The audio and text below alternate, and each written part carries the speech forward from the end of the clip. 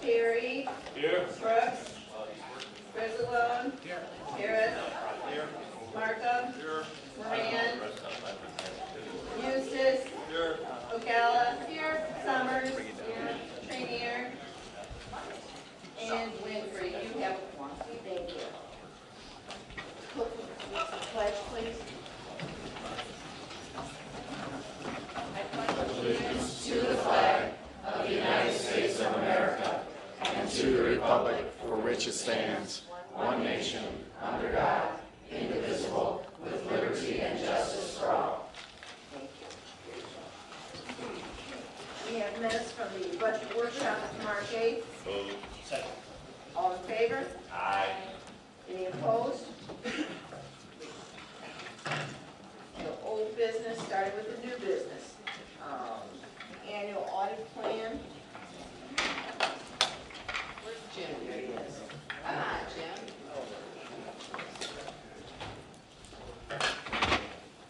Come on, Don. Yeah, they'll all just come around me. Good morning, everyone. Hopefully I can set a tone of to the point and brief. So with your attachment today, thank you for the opportunity to present the annual audit report from 2018. And then also included in that is the internal audit plan for 2019 to come. If you look at the table of contents, it gives the auditor's office mission, and then it goes through an executive summary. You can read that. Then it has a long list of audits that we do. You can take a look at that. It's long in nature. Each year that we present this, we like to go through just the significant audits that were performed and key risk areas. But to be more brief, I'll just name them together. Cash is always and remains a key risk area. So we audit each individual cash account. We look at the treasurer's accounts, and more specifically, we look at the accounts that are held separately outside the Treasury Department. So the Treasury team under the treasurer looks at cash, but then there's also what we can label as campus accounts that are held by different departments as they're holding their own checkbooks. So that's always remains. Fixed assets was another key area of audit this year. So with the participation of the finance department, Karen and her staff, we assembled a list of inventory of all fixed asset items. These have to do with not only just roads and squad cars, but it goes down to infrastructure items as well.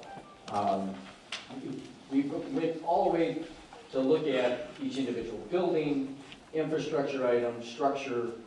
We don't actually do coring to see how deep the flexible pavement is, but we're looking at that. We do have a new ERP that's going to be installed, a new finance system that's going to be installed. That is a new key risk area that my audit team has been part of the steering committee for a new finance system. Also, IT and information systems auditing is a key risk area. It's not exactly a new area, unless you say the 1980s or 1990s is new, but we are looking at that. The office hired a IT auditor, who is Tim Costigan. We have gone through a process of auditing, putting together an audit to eventually have a mature and optimized audit and control environment for our IT systems. We also have given a cybersecurity training and IT control awareness program. We presented that to over 600 employees of the county. So that was sort of the beginning and the process of us beginning a sort of maturity model for IT controls, which is a very important and timely thing since the 80s, right? So in the next month, you'll be visited, I'm not sure what the schedule is, but you'll be visited by us to give a cybersecurity awareness training that has been going out to the program. We have, then for the other goals, in the past several years, the auditor's office began in the months of July, August, and September, our recommended and necessary updates to policy. So we're going to continue to do that. So expect us about that time to keep our policies evergreen and fresh. The anti-fraud program, we've talked with the executive's office, and we would like to start beginning an anti-fraud awareness program that would be delivered to new employees as they come in through the new employee orientation. Unfortunately, fraud is government as far as a sector, public sector is actually only second to financial and banking for fraud. So we should probably pay attention to that.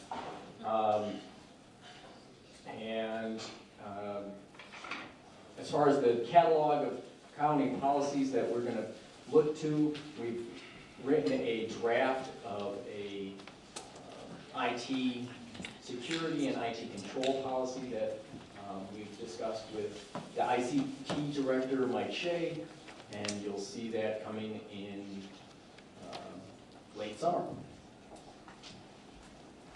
Thank you. Any quick questions for Duffy? Thank you. I see smiles. This is great. Auditors don't get a lot of smiles. Thank you. You do. Next up, we have a resolution 1937 for the Elguero Supermarket. You'll remember that it came before us before. We needed some cleanup work on the paperwork, the background in terms of names and things like that. So it is going forward. Just some state's attorney has done the necessary cleanup to that. So we need a motion for that. Motion. All in favor? Aye. Any opposed? Okay, then next we have authorizing the county executive to execute a contract with Strand Associates for a solar feasibility study. Dave? Madam Chair, we would respectfully request that we bring this up at the April. We're not quite there yet with the consultant in terms of finalizing the contract, and we'd like to postpone board consideration until April, if that's okay. Thank you, Mr. Tack. So I need a motion to table. Motion. Second. All in favor? Aye. Question, Mike? Well, what are we tabling? They're just going to start the negotiation. There's nothing to vote on here for the contract. We're telling you to start the negotiation. This was to authorize to execute. So we're To saying. execute the contract? Oh, I thought I was executing the negotiation. Other questions? Jim? Debbie, do you have a negotiated agreement? We're very close on completing the negotiations. We don't want to rush it in the final, just for the sake of making the meeting deadline. We'd rather be absolutely sure that all of the details and the reviews that need to happen of the document are done before we bring it to this body. But you're asking for permission to execute, which your guy is pushing a little bit. We usually look No. I want to postpone. I'm asking to postpone that motion. I'm sorry. No. Table, I guess, would be Okay, it's not. till April. So that's. Thank you. Any other questions? Okay, all those in favor? Aye. Any opposed?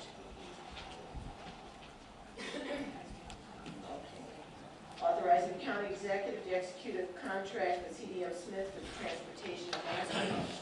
Let's see, we have Ann Schneider with us this morning. Good morning, Ann. Nick, are you taking that? Yeah, I'm gonna, Nick, it's on. oh, sorry, my bad. I wasn't going on. Good morning, everyone. I just want to give you an update and quick summary of this. This is the study, the Joliet Intermodal Master Transportation Study. It's kind of the next step in our freight work. All of you know we did the big study a few years back. That was largely funded by IDOT and some of our other partners. This is a funded grant through IDOT. The targeted amount is $200,000 ultimately. It will be phased in over 2 years.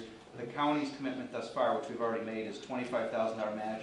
The City of Joliet is doing a $25,000 match. We went through a bid process. We selected CDM Smith as our first choice. We've been going back and forth, and we still have a little bit of work to do, but, and I'm going to have Ann talk about the specifics, but what we're asking this committee to give us a little bit of flexibility is to continue working. We have the scope pretty much hammered out, and Ann's going to talk to that, but the contract, we're still getting all the T's crossed and the I's dotted. We believe we can have that for next week. The challenge has been there's other work beyond $250,000 that we would like to do that we believe is meaningful. We've been meeting with CED, the Governmental League, Jeff Robinson, and others, county board staff, myself.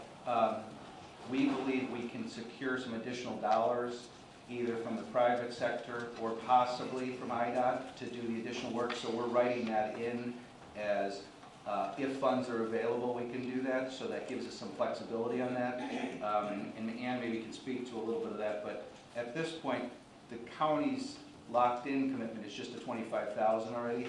We may come back for some of the traffic count. I don't know if that requires board action, but we will, through the DOT, to do some traffic counts, and we can talk about that too. But if I could, I'd let Ann give you a little bit of the scope and then answer questions. Yeah, I guys want to ask about the original scope of work. I assume that was discussed during the interviewing process.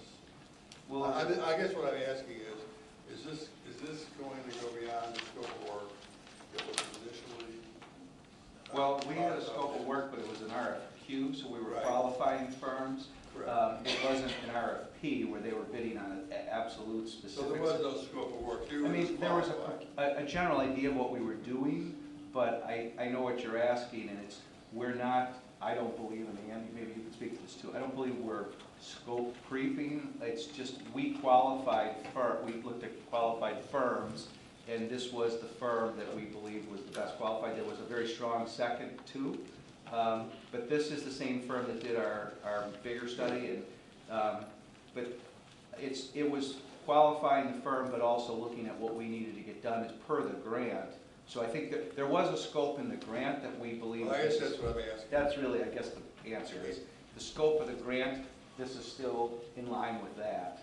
I would argue. So Okay, so you're not going beyond the scope of the grant? No. no. Got it. Okay, that's, I guess, what I'm So if, just for the benefit of the board, I think Ann can walk through kind of a high level on the scope, and we will distribute that to you with the county board agenda. The contract may still be coming, but the contract is really pointing to the scope.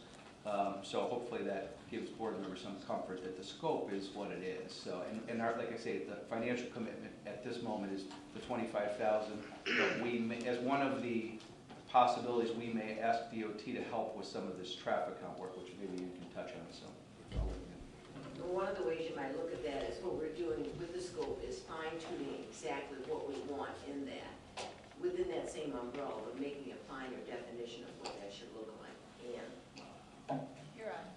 I am on, okay. Yeah, so the scope of work is consistent, or it was actually included in the RFQ and is consistent with what was in the grant application. And the main thrust of the scope is having the firm go on and look at the intermodal area, the study areas around the intermodal area.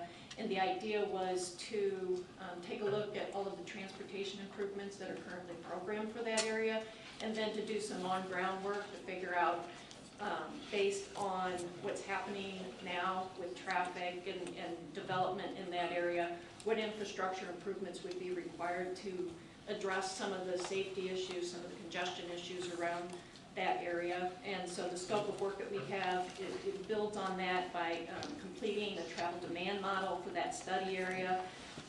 The travel demand modeling will really drive down to the detail at an intersection level, what's happening there.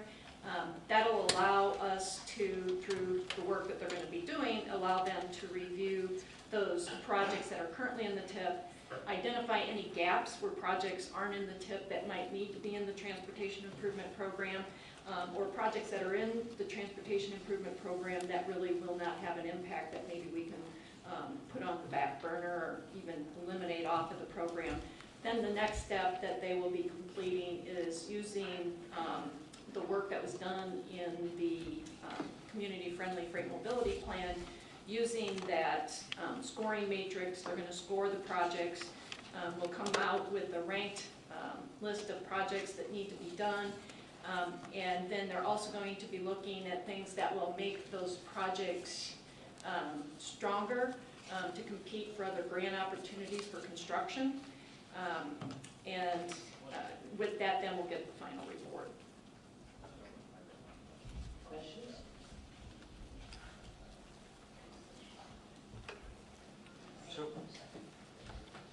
Motion? Motion. All those in favor? Aye. Any opposed? Thank you. The next is an IGA with Plainfield for the Route 30 TIF.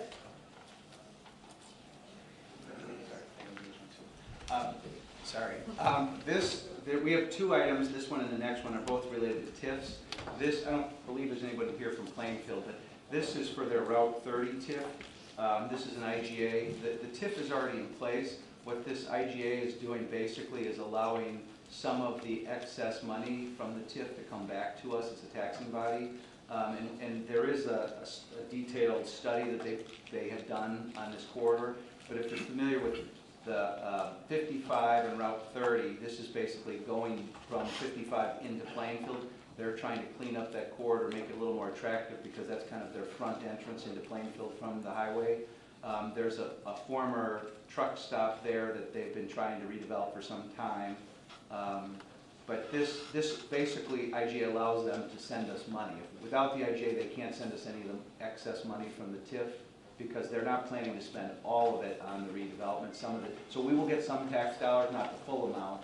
Where usually in a TIF, you don't get any tax dollars during the time of the TIF, and you get the benefit after the development occurs, which we'll talk about in the next one. But this is kind of hopefully a non-controversial thing. It is going to be positive for that development along that corridor. And I'll take any questions, I guess. Okay, Jackie? I'll second it, but I just have a question. Hold on, Jackie. We got the motion, is there a second? Second. I Okay, just you have a second it. question? Yeah, he motioned, I seconded, I just wanted to ask a question. I go through that area at least once a week, and I have noticed they've put up a number of new trees that look very, very nice. You know, you can definitely see that they're trying to make progress, and it is an eyesore that they're dealing with there with that old truck stop. This money that comes back to us, what do we do with that? What is our I believe it just goes into the general general fund. fund? So, I mean, it's tax dollars that would have been collected just generally, but instead of it, when you instituted a TIF, the money's going to help support the redevelopment in the TIF. right, so basically So it's just would be they're done. prorated tax dollars. I mean, it's a smaller portion of what we would have received to, without the TIF.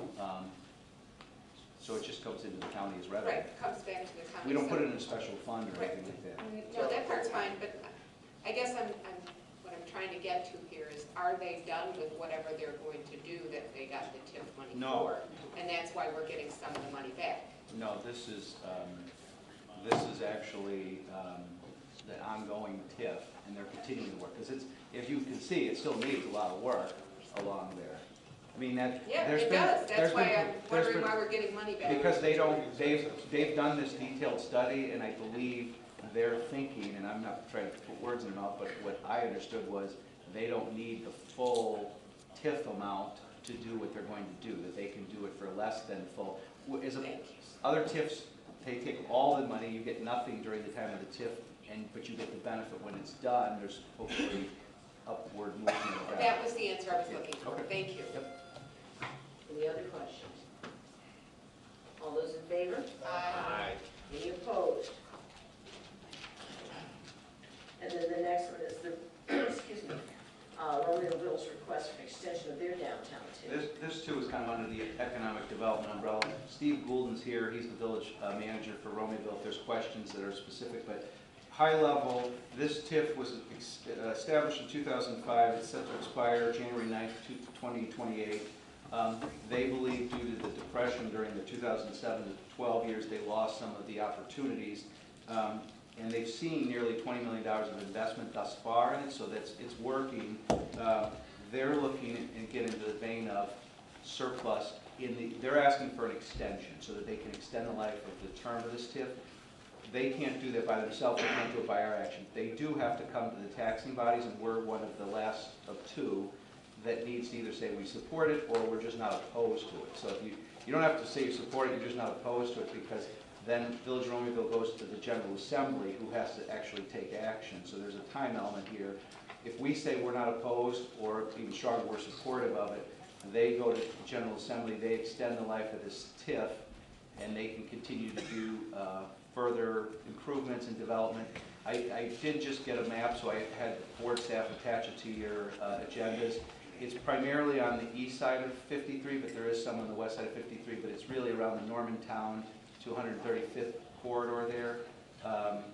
And just as an example, different TIF, but it's rolling off in 2023, the Marquette TIF, which is just north of there, that will roll off and we'll get the full benefit of the improvements there. So same idea, collect money, instead of sending it to the taxing bodies, and use it for improvements, and then at the end, hopefully, you've seen a lot of economic development and increased EAV, which benefits all the taxing bodies. So, if Steve's here if you have any questions. So. Motion? Make a motion. Motion. Motion? Second. Thank you. Question, Judy? So I'm just wondering if, since it's not set to expire until 2028, why do we need to extend it now? I can answer that, but I think I'll let who's.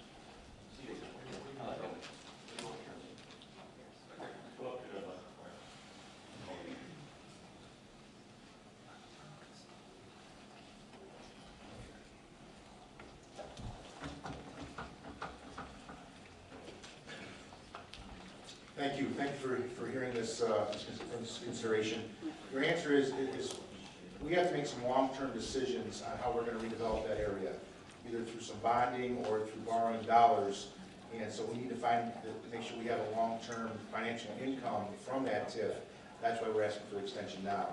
If anybody's been in that area, I was talking to Board Member Premier, who's from that area, and there's an old Jewel there, the old Bosco, there's an Ace Hardware. It was run down, dilapidated. We put the TIF there, we tore those buildings down, we acquired the properties. There's that beautiful athletic and event center there that's extremely successful. You see 2 outlots that developed commercially.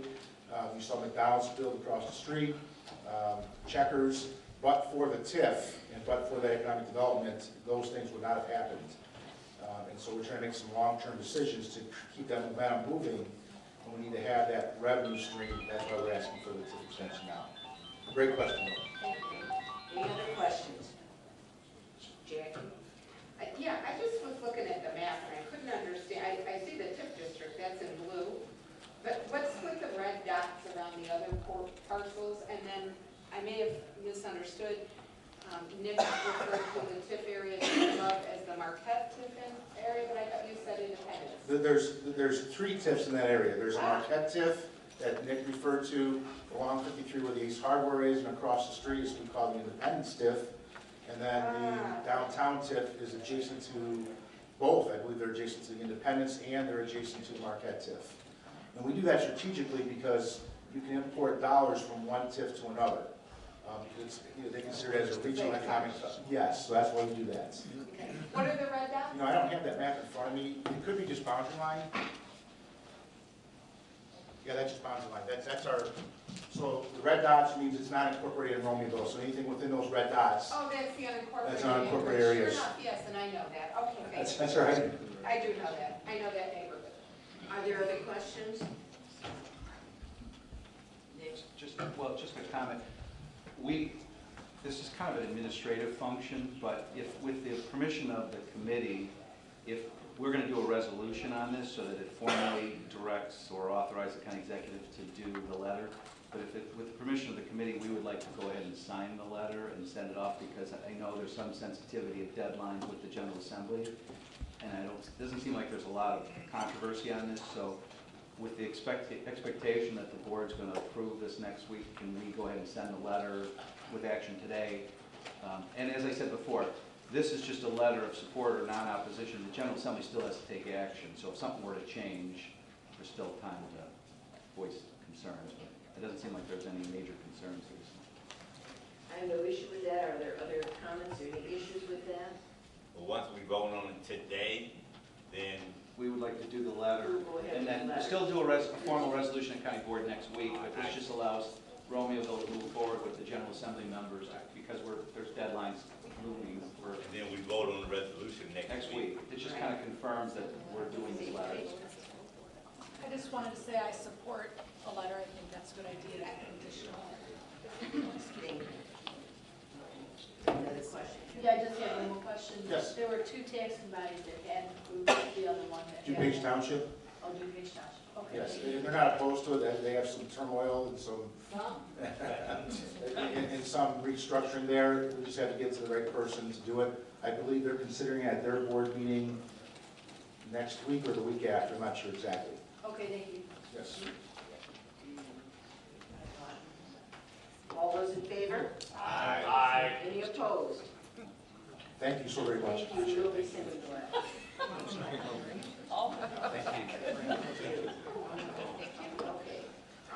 Number 7, we're setting the number of sheriff's sworn personnel. You remember they had a shaft grant, and we're going to use that money to provide for this. Is there a motion for that? So, Second. All those in favor? aye. Any opposed? Thank you. Okay, the next is the Will County Capital Fund expenditures and minimum balance threshold. That was the policy to allow us to have a minimum on hand to do repairs, upgrades to equipment. We may at any time have more in that fund, but we'll keep a minimum balance so that we don't have to run out and do emergency things and grab money out of other funds in order to do that. So, Second. question? Jackie? I see it's 500,000. Do we have any there now? Am I seeing it right? Yes. How much do we have? Right now, there's about 1.2 million. That's not, oh, that's more, so I can go shopping? No, you may not. There's other things for your consideration following this, but this is just establishing the minimum balance. Okay, thank you. Yeah, I was just gonna ask, so we already moved that money into this fund? No, we have the cash within this fund, we just do not have the appropriation, so following this will be the appropriations necessary. Well, yeah, those are appropriations from expenditures. I thought this was a subset of 315. We have capital placements, I thought this was emergency. Well, this is establishing that we will at all times keep a minimum balance of $500,000 in case a boiler blows or something happens, we'll always have $500,000 in there. Understand? We'll identify projects along the way, but we'll always keep a minimum balance for those emergencies. Yeah, that I understand. I think, well, it's just confusing me because some of these things are saying capital 315 expenditure minimum balance is capital, then it's saying 315 emergency. But It's this, just replacement fund, it's not emergency fund, it's replacement, right?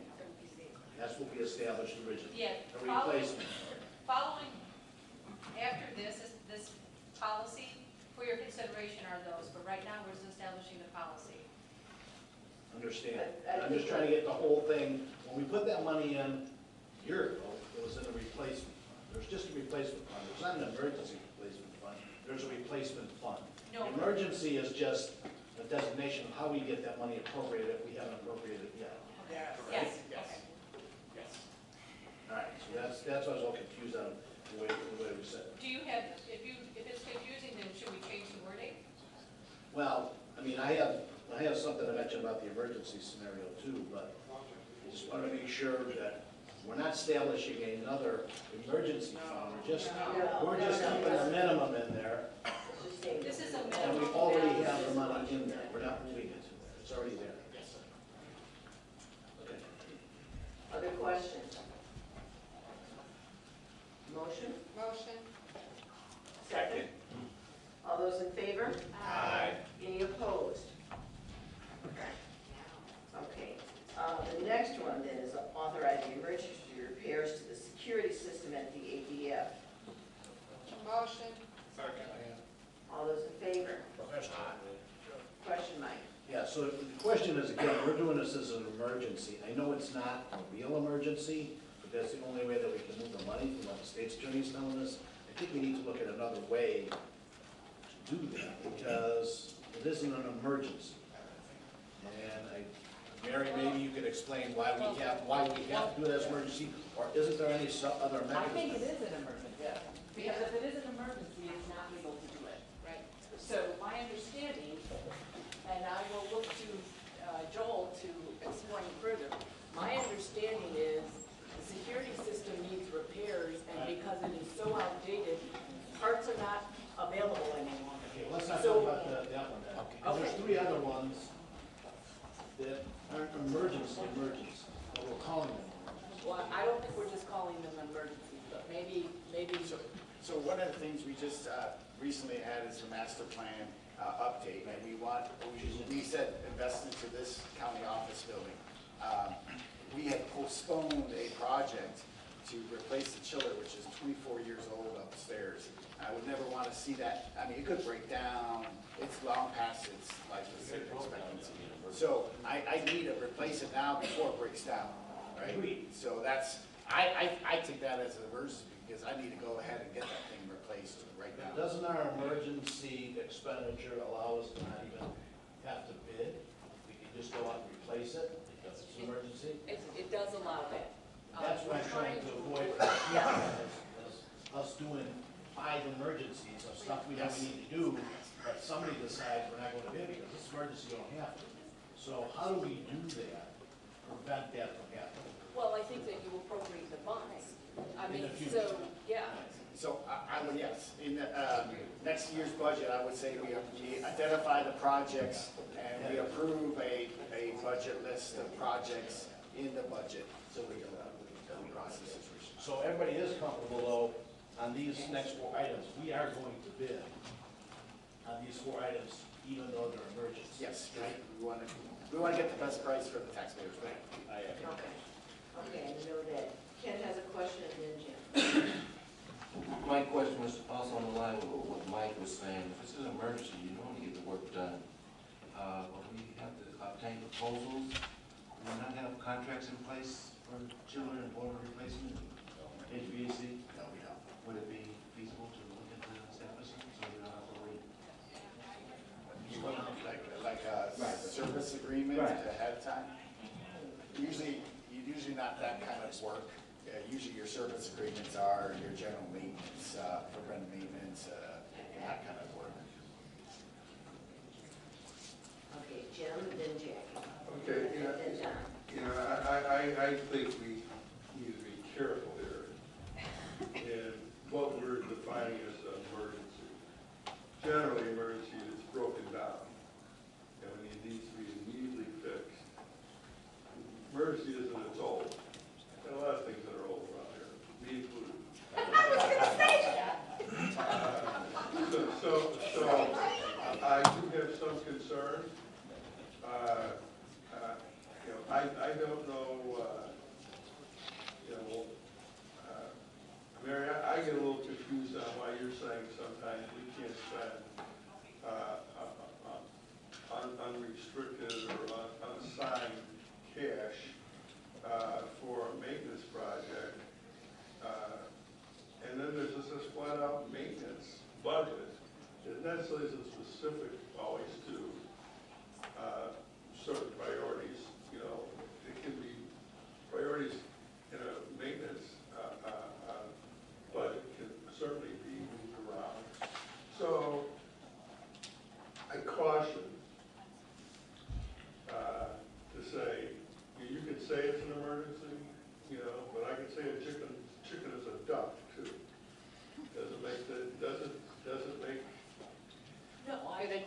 does make it a foul.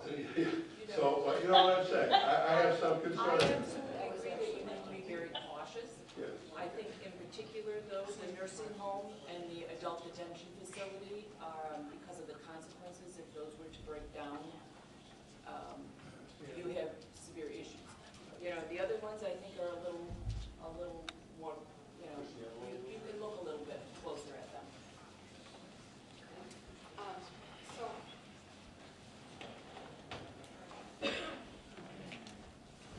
my question, it's kind of a two-parter. One, I'm guessing we had somebody out there doing maintenance on this machine, and he's indicated to us that at any moment now, it's going to die.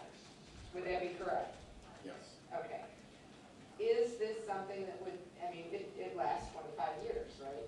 And our bond payments are at least that long. Is this something that we could pay for out of the bond proceeds? Or not? Because it's a maintenance item, not a brand new. We have the money. Yeah. We have the maintenance money for this. It's just that it's in the fund. It hasn't been allocated in our budget this year. Yeah, I didn't get a chance to kind of have it part of the budget cycle, you know, to come up with a list of projects for your review. And We'll do that if next we year. didn't vote yes on this, we would have to wait until when to replace it? Would that be October? No, it'd be December, right? It would be December 1st when you could appropriate the funds, or if they should actually break down, then they could be replaced and staff would come to county board after the fact for a ratification of the expenditure. And how many people do we house in this building? Well, you're dealing with 4 different issues here. Uh-huh. So you have 2 projects at the adult detention facility, and there are, usually a population is between 700 and 800 inmates. And then Sunny Hill, I believe the population is around 200. So I didn't realize, I was just looking at adult detention. So we're talking 700 to 800 residents living there, And yes, plus staff. plus staff. And they're in an enclosed building where there's no way to open a window.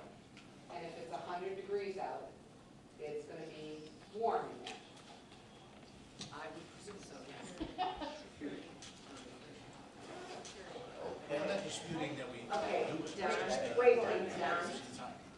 Yeah. I too have, I don't like the terminology because from the public side, I see this as a way that typically emergency repairs are done, sometimes facetiously in order to bypass the bidding process. Okay, and so from the public's perspective, it looks bad.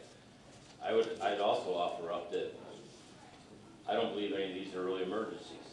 If you wanted to replace a chiller today and you haven't ordered a chiller already, you're not changing it until December 1st anyway. Okay? You're not gonna go down to the store, say, send me a chiller tomorrow, and they're gonna come in and tear it out and put it in. It has to be in before May 1st, because otherwise we're gonna be in the air conditioning season. If the thing does die, there's companies out there that'll bring temporary chillers out, hook them up out in the street, run hoses in and tie it to our piping. Okay, so it's not like the thing would sit there for months without having air conditioning. You know, I see other stuff on here that I don't even understand what it is. It says, on one of the things, it was VAV box valves need replacing. Is that the hot water reheat valves? Is that the VAV box itself? What is that, and why is it an emergency all of a sudden? That one does not be voted on. That's just projects that we identified for this year, if there was cost, but we don't have any funding for those. Is it, but it would, That's the whole still list. it's on our, I'm gonna ask because it's on our list anyway. Is it the VAV reheat boxes, or reheat valves, or is it the boxes themselves? The boxes themselves. And is it a single duct system, a dual duct system, or what, why are they bad? Because I've Just seen age. VAV boxes in buildings that were installed in the early 60s that still work. That's why I'm asking. We just have seen a lot of them that need to be fixed and replaced. They're existing from when the building was first installed. Obviously, the county has many aging buildings, they're old, and need maintenance. Do you have a list of maintenance and operation projects that have been identified and prioritized so that we can avoid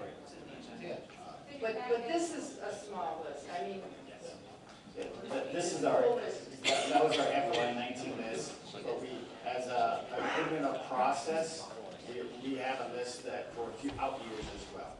Okay, So so that's not just like this a year. long-term. Yes.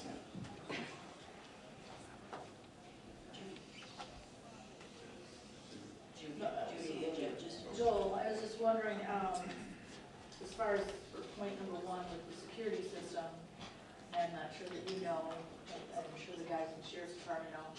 This system, if I recall, we had like a big problem a while back where there was a failure on it. They fixed it, and then we didn't replace it. And this is why you're planning, why that is happening then? And then, Mary, I just really wanted to clarify, and I'm sorry that I maybe got lost in the words, but you said to do this, you have to classify it as an emergency now. Well, And the do we county have board funding has to for it? find that it is an emergency. I'm sorry, who? The county board has to find that it is an emergency. So they have to make a determination that this is an emergency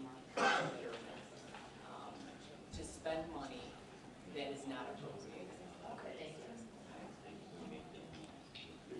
Quite frankly, I think, for me, to give us a positive vote, I need more information. Don brings up a good point. What is the lead time on the chillers? I mean, if you're telling me they're not gonna get installed until, September even, I think we might be able to wait. I mean, same thing with all these items. If there is something, the one that I would be most concerned about is any health and safety issues that a breakdown might create here. So I'll focus on the nursing home, right? Older people, I know we can't take heat sometimes, we can't take. No, we take the cold pretty good, we just take the heat. I think. My point is because of health and safety issues, I might be able to convince that that we should go forward with the nursing home. If people in this building are going to be a little warm, I'm not as concerned. Because I don't consider that as much of an emergency. Especially, as Don pointed out, we can bring in emergency cooling and so forth if we have to. There would be a cost too, I understand. But just because something's old, if this was properly maintained, if you said to me, Joel, the seals are leaking, this isn't, that motor's, the bearings are going in it, but you're not telling any of it. You're just saying to me it's old. I mean, I think you need a little more specific. I find a difficult time supporting this emergency. Like I said, the security system, here again, can deal with safety. Give me let me know that it doesn't work. I mean, if it's not working and we can't get parts, that's an emergency. I really do believe that's an emergency. What? If you're going to talk about the security at the jail, I understand that, right? I'm just saying, I think I need more information. Without the information, I don't think I can support this. To answer your question though is, so example at your house, say a maintenance guy comes in and says your furnace is about to go, but it's not done. But it'll take a lead time to order and install 6 weeks. The same situation is occurring here. In order, exactly what Don mentioned is yes, we could bring an extra cost, bring a chiller in it to break this down and tie that in. That's extra cost on top of the fix that we're gonna do.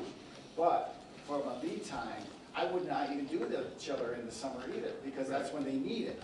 So in order to order it, install it, get it scheduled, get all the contracts done, we have to approve now so that we can install in the fall when it gets cool. I disagree with you. As Mary, we do many things that we approve in one budget year and appropriate the next budget year. Doesn't mean you can't go forward. It just means it won't be paid for until the next budget year. Correct. So, and we do that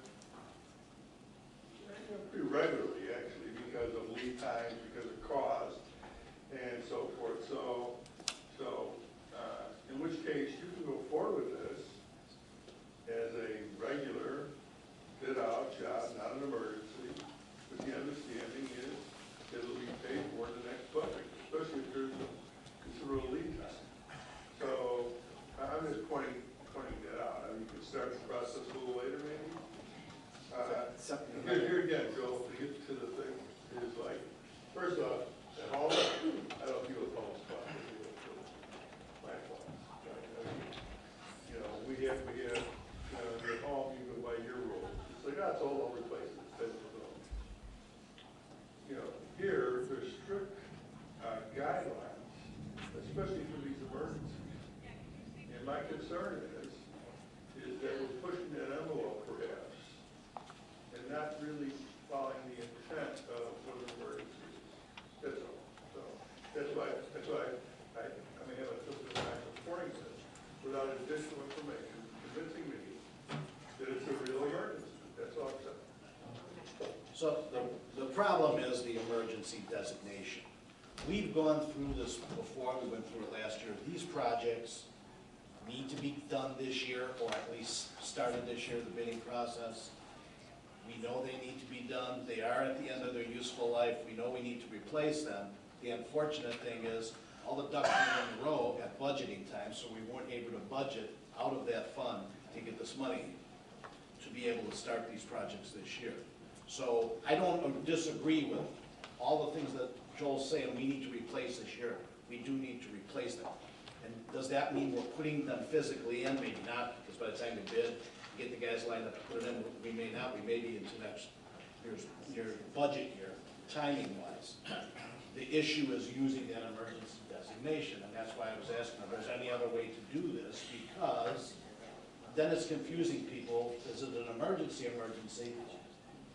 Not in the true sense that the emergency rules established, but we need to replace those this year, or start the process. So if there's no other way we can do it.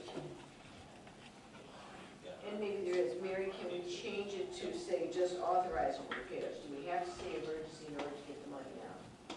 Yes, under state statute, it has to be a bona fide emergency to spend unappropriated funds. If we don't spend it this year. That's the process, okay. After you've passed it. Any of these, what's the earliest we get any of these three things if we order them now? If we get our bids back in 30 days and start ordering then? The 80th security we could get fast. The overhaul we could get pretty fast as well. The boiler and the chiller upstairs would be a little bit longer. We got 2 out of the 4. What can we do about starting the bid process without having the emergency designation? Can we move forward with getting bids on replacements? The other 2 items that aren't true falling You could probably do the bid. I don't know that you would do the bid right now. What you would do is bid, wait a couple of months, send the bid out with the indication that we would anticipate installing them sometime in the late fall or early winter, depending on how we structured payment. Because payment could not occur until after December 1st.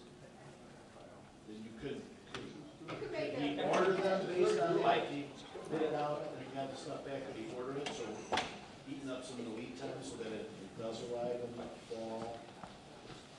Late It's on the payment terms that the vendor would allow.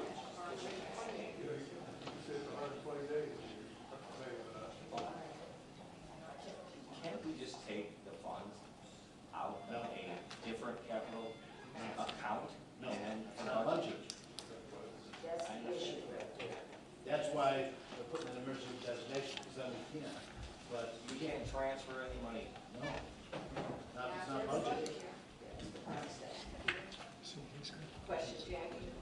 Well, it was kind of along the same lines, put out the request for a contract or a proposal and let them know that, this would be installed in the fall, and your payment would not come until December. And make that a part of the bid process.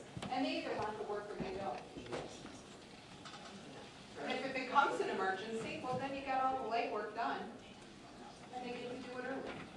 But if he starts it in December, does that push us back next? Yes. To next May, yeah, he doesn't start till December. But what Don's saying, so in other words, if he starts in December after it's fully budgeted, No, you can start. But I'm saying start now. You can start and say August or July and just say, you know, We're not installing and paying until December, one. The 90 job days to is come. not something that's done a lot. just ask half of my customers. Sounds like we are emergency proactive. The wheels are not getting ready to fall off the tiller right now, but you want to be ahead of the game. The only process we have with Count 315 is this process to get that done. So it sounds like to me, it is the only process that we have in place right now, Mary, to do what we're trying to do right now. Well, I think we've talked about two possible processes. One is if it's a bona fide emergency, and at least two of these, I think, would look at if the proper documentation came forward as bona fide emergencies, because the consequences. But we've already talked about Ray and Don, everybody already brought up other ways and other process. Sounds like to me, you don't like the word emergency, but that's what we have in place. That's what we have, the only process that we We have. have to make a finding that it's a bona fide emergency. So the option for us then, Mayor, would be for the two that are for the ADF, designate them as such and go ahead with them. For the other two, we possibly can bring that resolution back a little bit later, maybe next month or so, so that we hit the timetable that we need, but we don't have to designate them as emergencies. Correct. You could pass them as a non-emergency right now and give them the authority to go forward with the bidding process. Okay, do we need to have a new resolution to do that, or can we do that as You it could amend stands the resolution to remove the word emergency if you wanted. on those that, of those who would do that?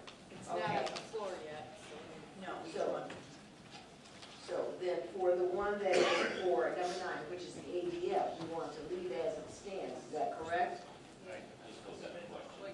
Question on that, Don? Well, I'm not comfortable, is this gonna, the way that this was proposed, would this be a design build?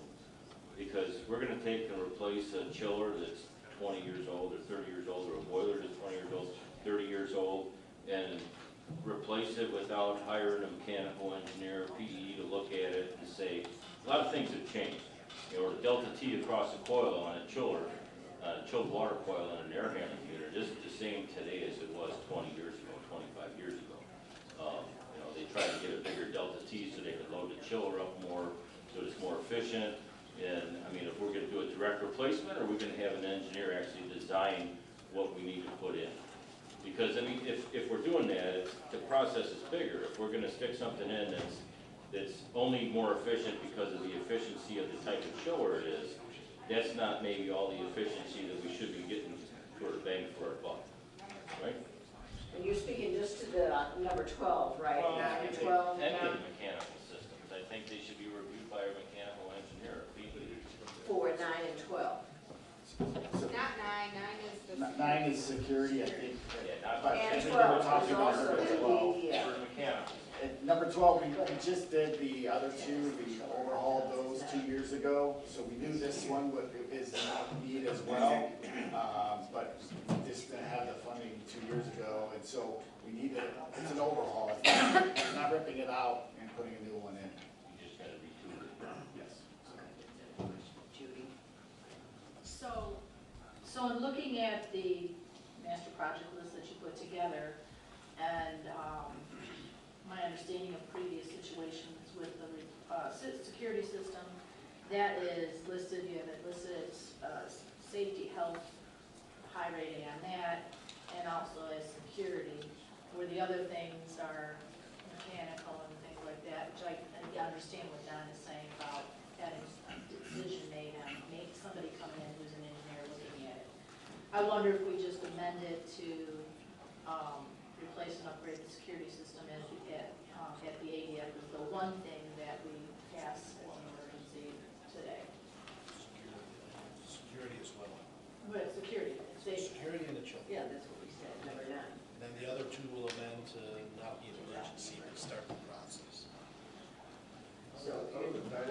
the other two, can do 10 and 11? 9 and 11.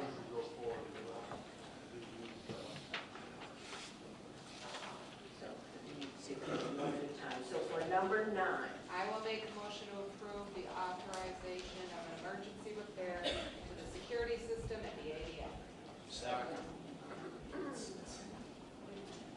hold on a minute. We need a vote on the policy itself. Oh, we didn't vote on that yet. Okay, we have a motion and a second, but I don't know. On number 8. On number 8 on the policy, yeah. Okay, we may not have. So all those in favor of number 8, that was establishing the minimum balance in our repair fund. Aye. Any opposed? Okay, then number 9. This is number 9 calling. We're going to leave that saying emergent because that is for the ADF. And we would go forward as it is. Motion. Second. All those in favor? Aye. Any opposed? Okay. Now, number 10 then was the HVAC and the chillers at this building. Motion to remove number 10. Second. Are you, yeah, that's a good question. The whole item or the word emergency? Well, You can remove the whole item because without that, it's not. I think we He need doesn't, you to don't need anything? remove it, let them come back with something. And then we'll start that process like everybody's mentioned. Okay. And we'll get a tight bid, and then if it breaks down, then we'll be back. Okay, so all those in favor? Aye. Second? We have a second. Any opposed? Okay, then for 11, that is the boiler at Sunny Hill. Motion. Second. Jim? It's a repair, it's not a replacement. Right? Emergency repair. I know, it's the original boiler there, so it is a replacement. Well, I'm just saying, because it says on authorizing emergency repairs, It says that on all of them. the boiler. We can change that to replacement. I think we should probably say, replace the repairs in a shape like here, and go down and fix it, right? Okay, so. It'll be replacement. Question, Jim? And my question will go to Don Moran's comment. Is this something that we need to have an engineer in to look at before we buy a new one? And make sure that the make, model, type, whatever fits the building and the needs? Yeah, we'll do that. Any other questions? So 9 should say the same thing as the replacement. Yes. Okay. Yeah, we can make that correction. Okay. Number 11, we have a motion and a second. Okay, all those in favor? Aye. Any opposed? Okay. Then 12, that is at the ADF again, and that is repairs to the children. Motion to send that back to them, reword it, send it back out. Remove it. Taking it off. Yeah, And we'll that's do what it, the, that's what the motion is to take it off. Remove it, yes. we'll do it like number 10. Okay, all those in favor? Aye. Any opposed? Okay. And now we're at 13, approval of IDOT's joint agreement for improvements on the Manhattan Railroad. Second.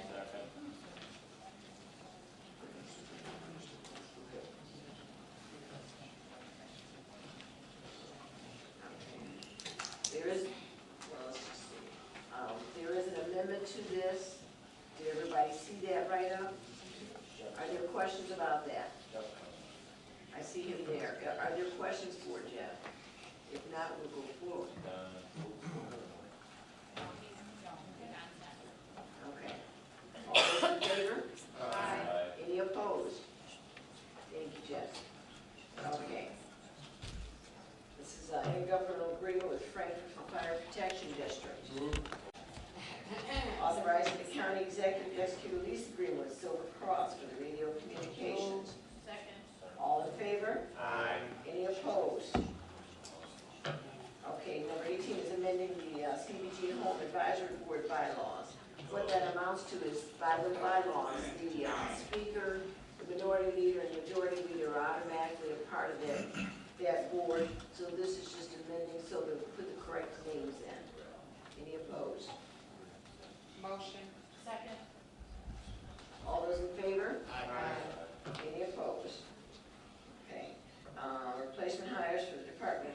transportation, that's a road maintainer. Second. All in favor? Any opposed? For 20, there is, that's a replacement hire for the maintenance department. We'll bring the name forward a little bit later. It'll be a different name because the one that we had thought we were going to have is not going to work out. We can go forward with the motion, right? So we'll take the motion and give you the exact name. So is there a motion? All in favor? Any opposed? Do we have any proclamations? Yeah, there are two recognizing Wilmington High School on their cheerleading state championship and recognizing National Fair Housing Month. I believe the cheerleaders will be in, so that one will be presented at the podium, and the other one will just be right on the Is that Don and Joe on that one? Yes. Yeah, okay. Okay. Appointments by the county executive. Second. All in favor? Aye. Okay. I don't have any other new business. There isn't, do the committees, move the committees forward? Motion.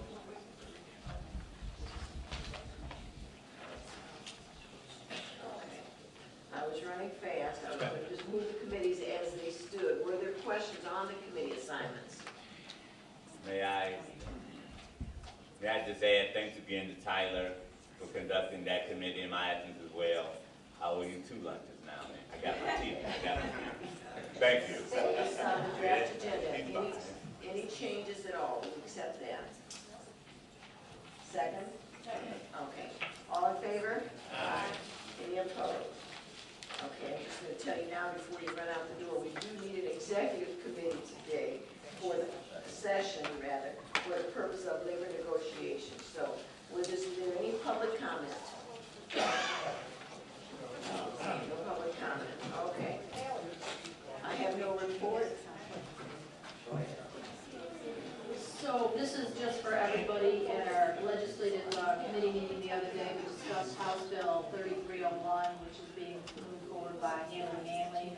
And Jackie Tremere, who's the chair of the legislature, suggested everybody contact Natalie Manley. So I just wanted to make sure that if you'd like to do that contact, I was going to provide her phone number for you. Or that you would send that letter. Okay, I'll send it out. Okay, thank you. All right. Okay.